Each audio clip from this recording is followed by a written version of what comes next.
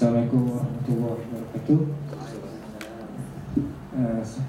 Selamat datang kita ucapkan kepada ceramah kita pada petang ini, Ustaz Amir bin Ali yang merupakan model Pondok Darul Muttaqin dekat Masjid Jina.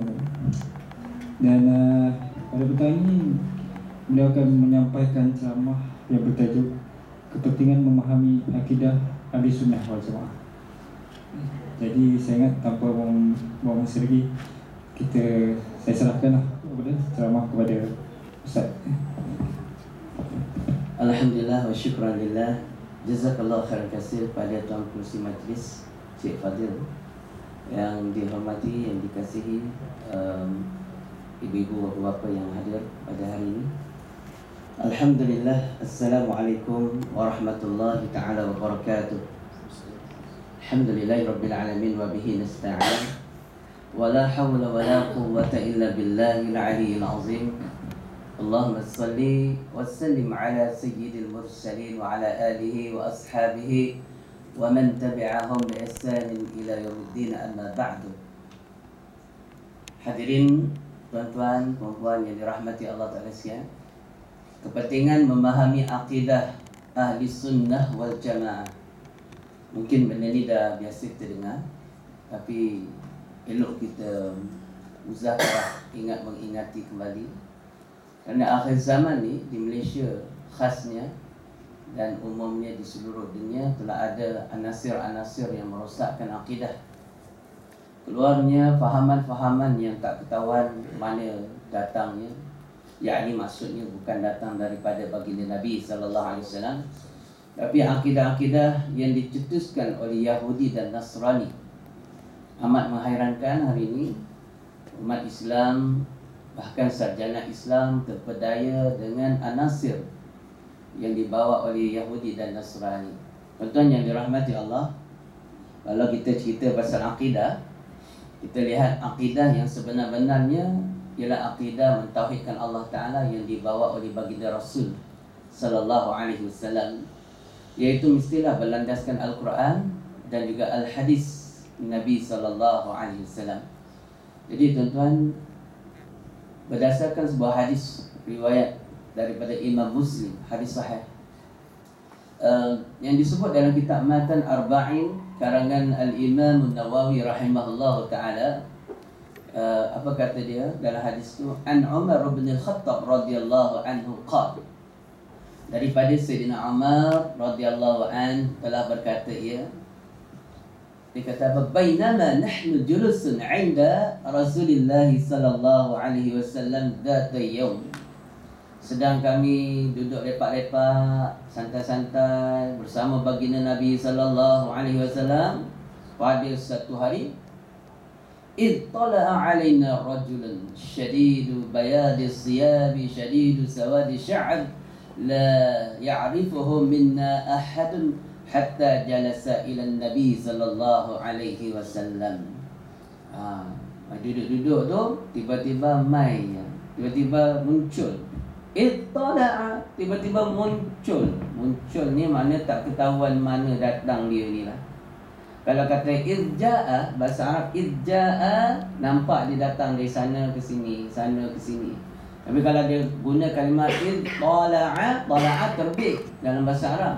Yang kita nasyid yang biasa kita dengar, tala'al badru 'alaina min saniyatil wada',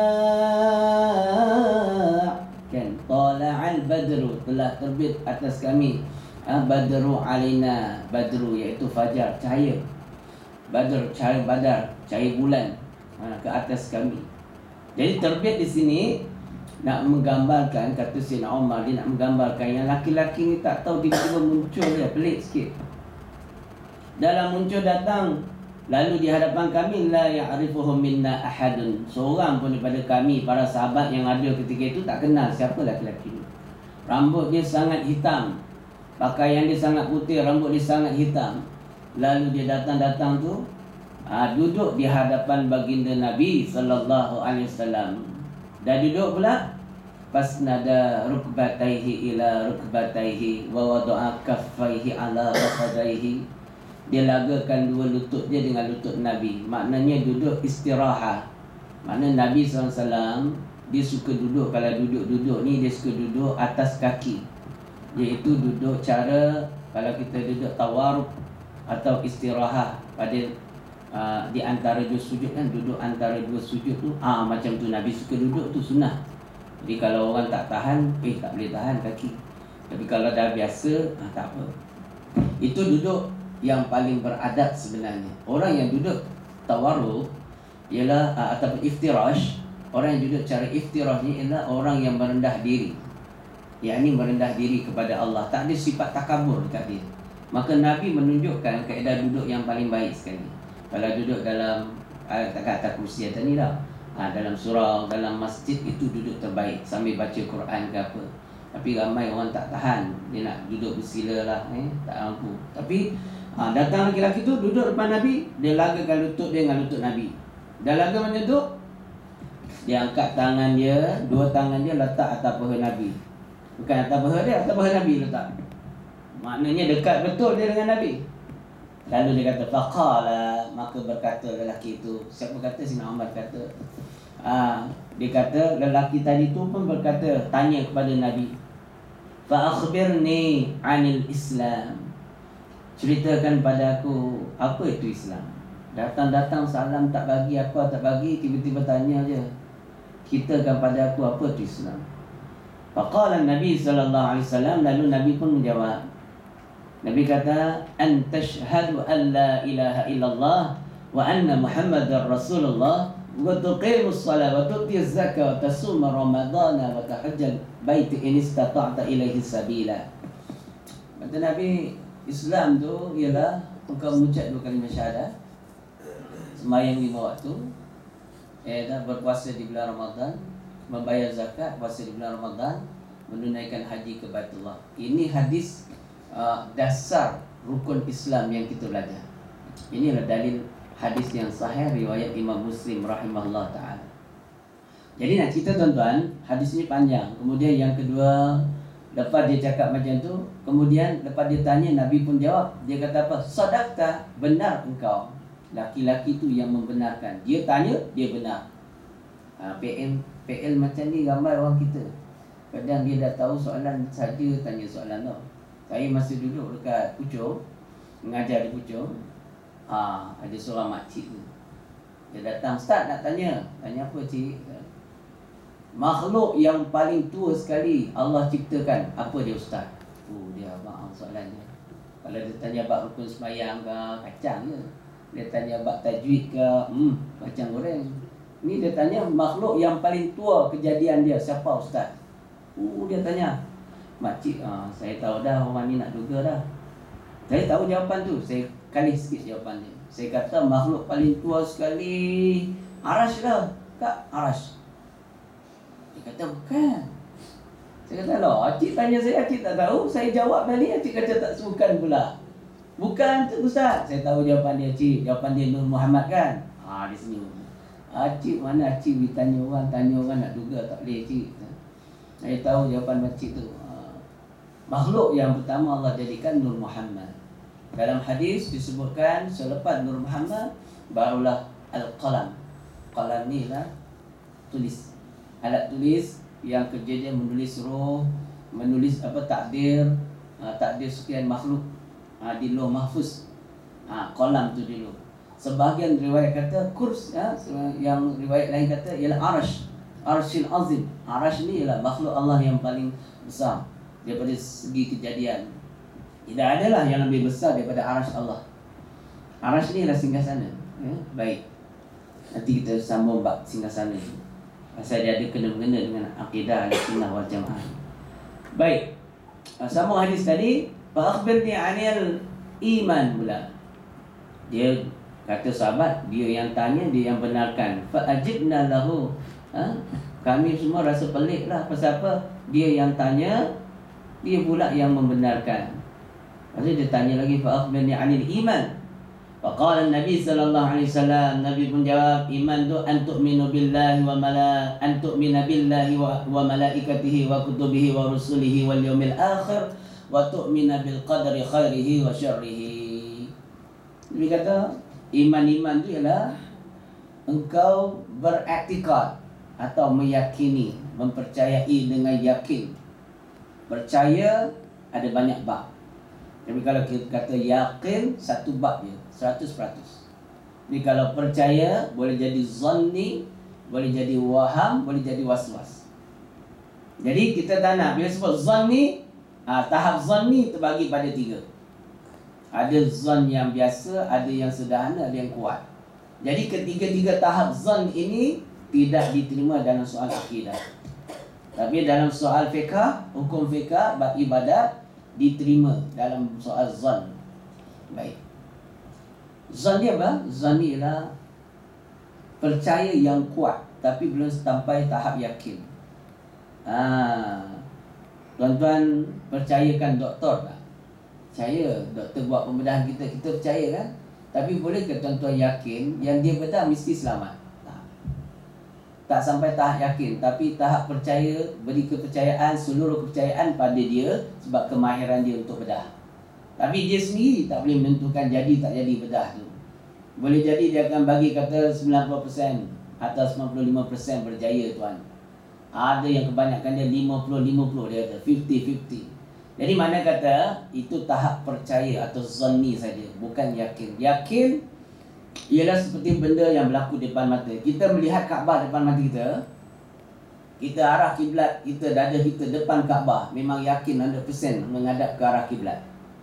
Tapi kalau dekat sini, kita semayang kat Malaysia, adakah yakin kita ni sampai dekat kiblat tu walau pakai kompas sekalipun, walau pakai matahari terbenam sekalipun?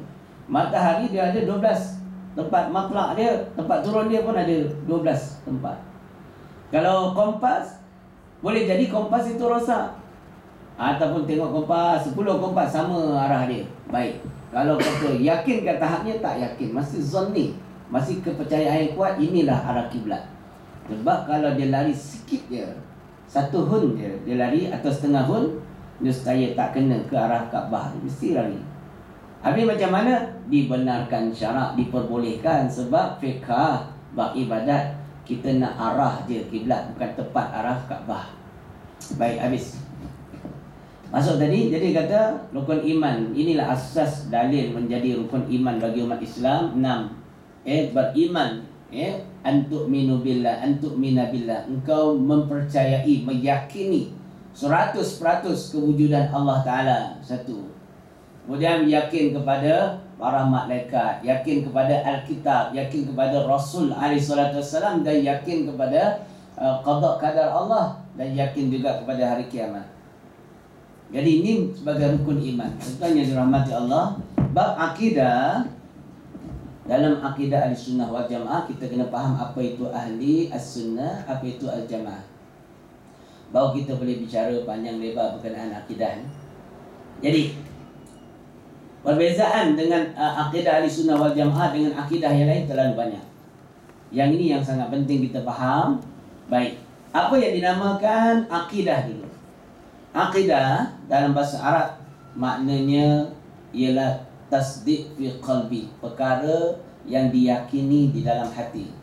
Kalau ikut makna zahir, akidah tu diambil daripada perkataan aqadah. Aqada yuaqidu aqidatan, fahuwa i'tiqad. Jadi kata apa?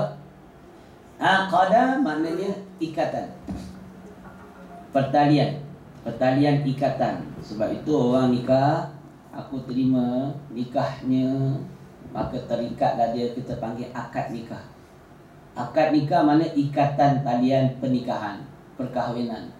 Tapi kalau kata daripada kalimah aqada tadi, dia jadi i'tiqad ataupun aqidah. Aqada yu'aqidu aqidatan, maknanya aqidah. Aqidah itu membawa maksud lain. Maksud iaitu simpulan, ikatan yang disimpul mati di dalam hati seseorang hamba berkenaan sesuatu kepercayaan atau keyakinan yang jitu, yang sifatnya jazam, dalam jazam muafakah dengan apa yang diajar oleh baginda Nabi sallallahu alaihi wasallam. Baik, kita bahas bab jazam. Jadi dalam kitab Aqidatul Najim, pengarang kitab tu dia bawa maksud akidah tu iaitu i'tiqadun jazimun muwaffiqatun lil haqqi an dalil. Dia kata i'tiqadun iaitu perkara yang disimpul mati di dalam hati seseorang hamba, jazimun yang jazam. Maksud jazam ni apa? Kukuh, tidak akan berubah walaupun Tok Guru yang mengajar dia berubah etikad sekalipun. Dulu Tok Guru dia ajar, hendaklah kamu yakin bahawasanya Allah Ta'ala itu Esa, tidak berbilang-bilang. Zatnya tidak boleh bercerai-berai sebab zatnya Esa, sifatnya Esa, af'alnya Esa, perbuatan dia Esa. Hendaklah kamu yakin bahawasanya Allah Subhanahu Wa Ta'ala itu tidak bertempat. Maksud tidak bertempat tu dia tidak menetap di mana-mana. Dia bukan menetap di langit, di arash ataupun di ruang angkasa, sebab dia bukan jirim dan bukan jisim. Dulu dia kata macam ni. Bila jumpa balik Tok Guru dah berubah. Dia kata Tuhan tu bertempatlah, tempat di atas langit. Orang yang jazam akidah dia, keyakinan dia tidak akan berubah walau Tok Guru tu berubah. Kenapa dia tak berubah? Sebab bil ilmi, dengan ilmu, di perbahasan yang dia fahami sebelum ini, Allah Ta'ala zatnya bukan jirim dan jisim. Apa makna jirim ni jirim? Jisim. Jirim benda berketul, jisim bertubuh. Allah bukan bertubuh, Allah juga bukan berketul. Yang berketul dan yang bertubuh makhluk. Ini makhluk berketul. Dan bertubuh kita manusia bertubuh. Ini makhluk. Allah laisa kamitslihi syai'. Allah sebut dalam Quran, laisa kamitslihi syai'un wa huwas samiul basir. Tiada persamaan Allah Ta'ala daripada sudut zat, sifat dan af'al dengan setiap sesuatu. Dan dialah Allah Ta'ala Tuhan yang maha mendengar lagi maha melihat. Ini dalil yang menolakkan perkataan persamaan Allah daripada sudut sifat ataupun zat. Baik. Jadi akidah itulah maksud dia. Sekejap lagi saya urai panjang lagi bab tu sikit. Saya nak habiskan bab akidah tadi. Itulah maksud akidah, ialah keyakinan yang itu. Jadi kalau seseorang bila dia jumpa Tok Guru dah berubah, Tok Guru kata Tuhan duduk atas langit lah, Tuhan ada tempat lah, tempat di atas arash lah, maka hendak dia menyalahi guru dia. Maksudnya dia membantah guru dia. Dia rad. Bahasa Arab panggil rad. Kenapa rad? Sebab akidah dia yang dia pegang selama ini jazam. Bila jazam, dia takkan terima satu perkara yang baru yang diterangkan oleh guru yang sama. Padahal dia telah pun pegang kukuh dengan ajaran yang dia pegang sebelum ini. Itu panggil jazam. Jazimun muwafaqatun lil haq. Maknanya betul dengan yang sebenar, yakni betul seperti mana yang ada diajar oleh baginda Nabi sallallahu alaihi wasallam. Nabi mengajar kita, Nabi kata laisa kamitslihi syai', la kaifiyatun. Bila sahabat tanya, ya Rasulullah, bagaimanakah Allah Ta'ala? Sebab Nabi pernah jumpa Allah Ta'ala waktu malam Isra' wa Mi'raj. Pada 20 Rejab, 27 Rejab, Nabi SAW di Mi'rajkan. Isra' perjalanan darat, Mi'raj perjalanan daripada satu langit ke satu langit sampai langit yang ketujuh. Lepas masuk langit yang ketujuh, bukan menaiki langit lagi. Lagi langit pertama, langit dunia, naik langit kedua, langit ketiga, sampai tingkatan yang terakhir 7. Lepas itu Nabi SAW terus sampai kepada Sidratul Muntaha. Sidratul Muntaha ni ialah perbatasan, dipanggil perbatasan di antara alam malakut sufla dengan malakut a'la. Malakut sufla ialah alam kerajaan Allah Ta'ala sebelah bawah. Malakut a'la alam ataupun kerajaan pemerintahan Allah Ta'ala di sebelah atas. Okey, baik.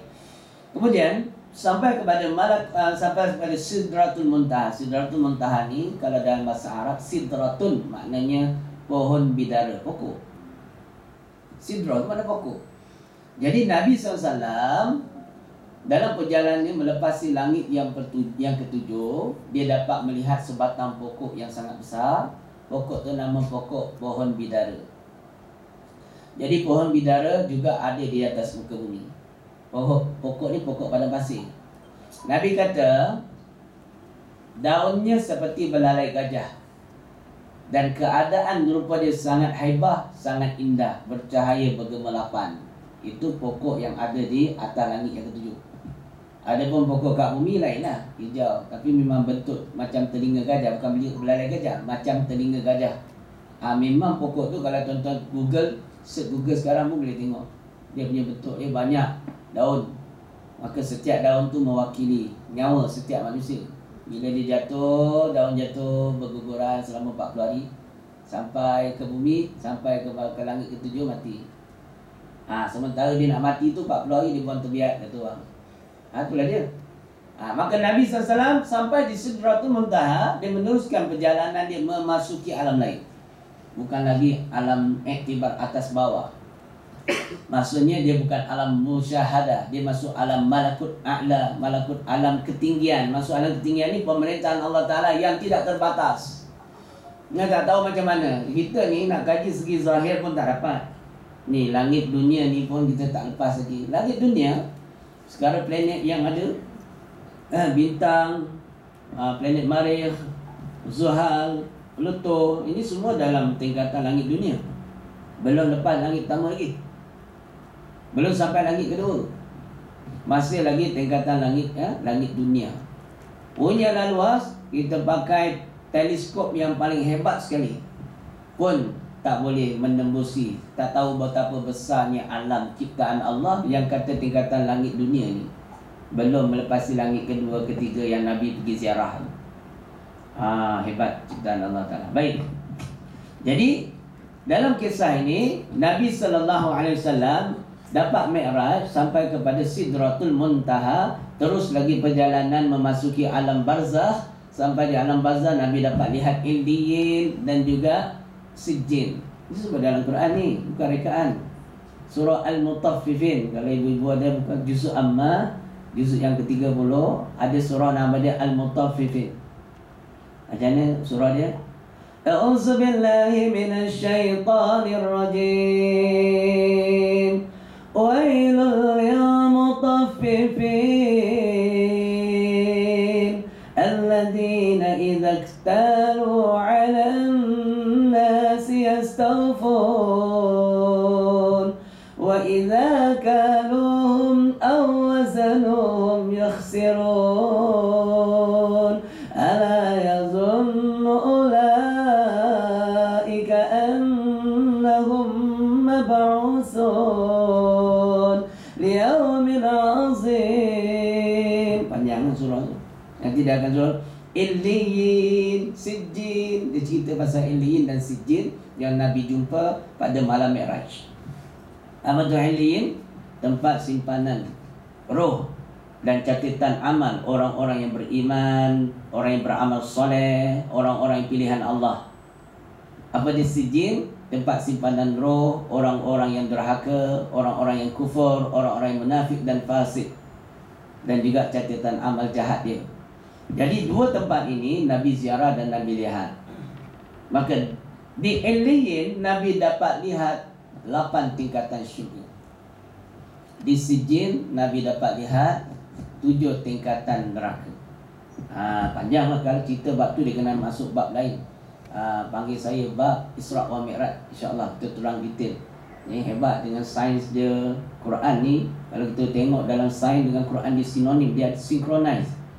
Dia tak bersalahan. Kalau benar-benar sains ni sains ni dia ikut Quran. Dia ikut Quran. Dia tak akan bercanggah dengan Quran. Sebab bila kita kaji sains, maknanya kita kaji makhluk ciptaan Allah. Bila kita kaji makhluk ciptaan Allah, kita akan dapat makrifat kepada Allah Ta'ala. Akhirnya dapat makrifat kepada Allah. Baik. Yang kita masuk tadi akidah. Jadi akidah maknanya tadi ikatan atau keyakinan di dalam hati yang jazam, muafakah seperti apa yang diajar oleh Nabi SAW, dan juga mesti ada dalil. An dalil, mesti ada bukti, mesti ada hujah. Kata Allah Ta'ala itu maha mendengar. Mana hujah dia, mana dalil dia, mana bukti? Kata Allah maha mendengar, Allah sebut dalam Quran, innallaha sami'un alim, sungguhnya Allah sangat mendengar lagi maha mengetahui. Dalil Quran dipanggil dalil naqli. Habis dalil akli, yang kata Allah maha mendengar. Sifat mendengar salah satu sifat kesempurnaan Allah. Jika Allah tidak boleh mendengar, maka ia telah didatangi oleh sifat kelemahan. Maka adanya sifat kelemahan bagi Allah itu mustahil. Itu dalil akal. Akal boleh berhujah macam tu, kira baik. Maknanya kalau orang itu berkeyakinan dengan satu keyakinan, tapi dia tak boleh datangkan hujah, dia tak boleh datangkan dalil. Contohnya dalil sifat 20 je. Orang tanya, Allah Ta'ala boleh berkata-kata? Boleh. Allah memang boleh berkata-kata. Mana dalil dia? Mana bukti dia? Al-Quran. Dia boleh cakap macam tu, okey lah tu. Benar.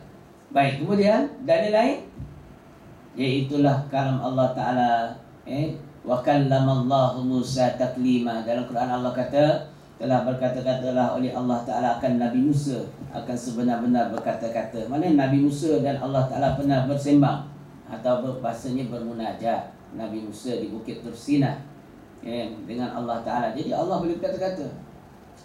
Apa dalil kata Allah Ta'ala itu? Ada sifat kuasa. Dia boleh datang dari akal. Langit bumi ni melambangkan kekuasaan Tuhan. Takkan Tuhan jadikan langit bumi ni kalau dia tak ada kuasa.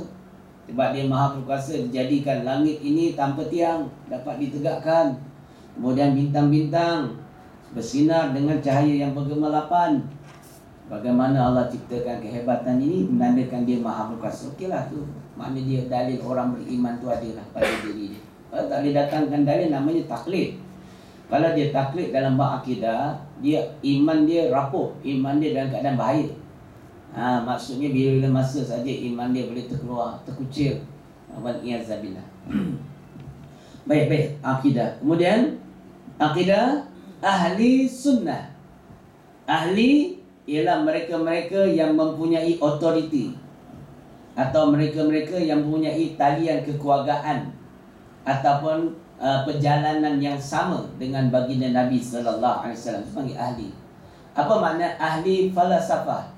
Makna orang ni bijak berfalsafah. Apa makna ahli sains? Maknanya orang ni berkelayakan dalam bidang sains. Panggil ahli sains, ahli geologi. Jadi mana ahli ialah orang-orang yang berkemahiran dalam bab akidah. Siapakah orang yang berkemahiran dalam bab akidah ni? Nabi Muhammad SAW, para sahabat, dan juga para tabi'in dan tabi'in sampai ulama salafus salih. Mereka yang mempunyai kewibawaan dan kelayakan dan pengetahuan yang cukup dalam bidang akidah. Itu jalan dikata ahli sunnah. Sunnah tu cara. Sunnah bahasa Arab. Maknanya sunnah maknanya cara-cara Nabi. Apa yang Nabi ajar. Wal jamaah, dan jamaah maknanya himpunan umat Islam yang ramai. Bukan umat Islam yang biasa, tapi umat Islam yang mempunyai autoriti. Siapa itu? Para ulama ussalihin. Siapa dia? Dua kategori ulama. Ulama salafus salih, ulama khalafus salih. Jadi dua kategori ulama ini ialah ulama yang berpegang teguh dalam aliran ahli sunnah wal jamaah. Kata dia manhaj ahli sunnah wal jamaah. Habis. Sampai ke apa tuan? Kompet. Yang buat pojok kan dia seorang yang cakap sebenarnya lain tidur kan. Baik. Tersambung sikit Jadi kata akidah ahli sunnah wal jamaah itu bawa maksud ialah kepercayaan yang bersandarkan kepada Al-Quran As-Sunnah yang dibawa oleh Nabi Muhammad sallallahu alaihi wasallam dan para sahabat, Khalifahur Rasyidin, tabi'un tabi'in sampai kepada ulama salafus saleh dan ulama khalafus saleh. Jadi mereka ini tidak syak lagi, kata Imam Subki, tak lain dan tak bukan perjalanan akidah Ahlussunnah wal Jamaah ini ialah apa yang telah dibawa oleh dua orang imam. Sekurang-kurangnya kita kena tahu apa tu imam dua orang. Kalau dalam bab fiqh, imam dia siapa? Imam Syafi'i rahimahullah ta'ala, Imam Hanbali, Hanafi dan sebagainya. Ya. Kalau dalam bab tasawuf, imamnya Imam Syekh Junaid Al-Baghdadi, Imam Hasan Al-Basri, Imam Imam apa? Imam Ghazali rahimahullah taala, tu imam dalam kesufian tasawuf. Kalau bab tauhid, imam ni siapa? Siapa tahu sini? Sini. Tahu dia malu